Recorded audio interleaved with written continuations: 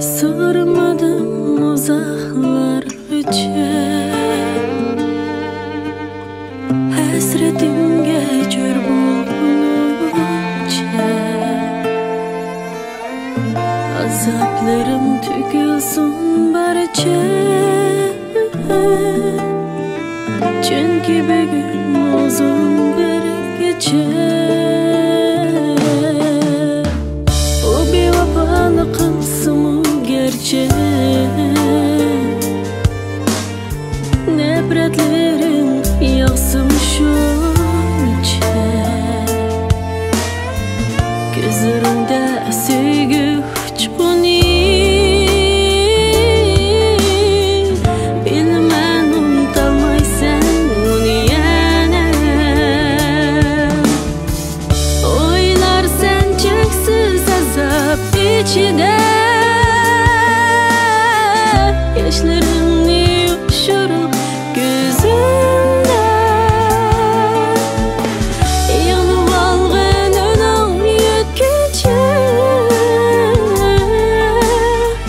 azaplarım yutsun bu gece. Oylar sen çeksiz azap içinde, yaşlarımni uçurup gözümde. Yığılıp algın onun yetkice, azaplarım yutsun bu gece.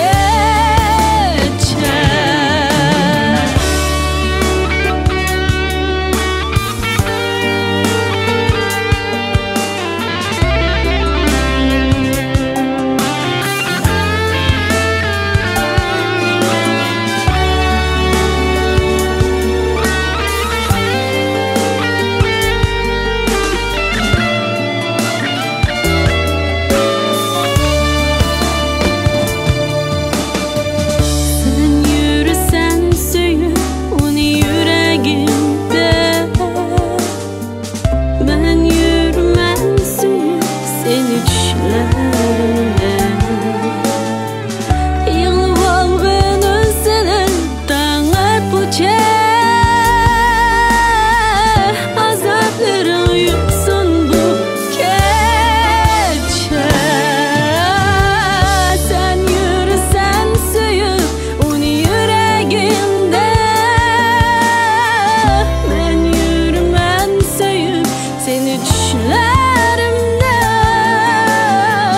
Yığılıp algın özlerin taңar puçe,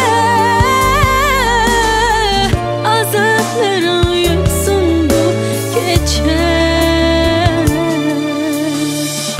Azaplarım yutsun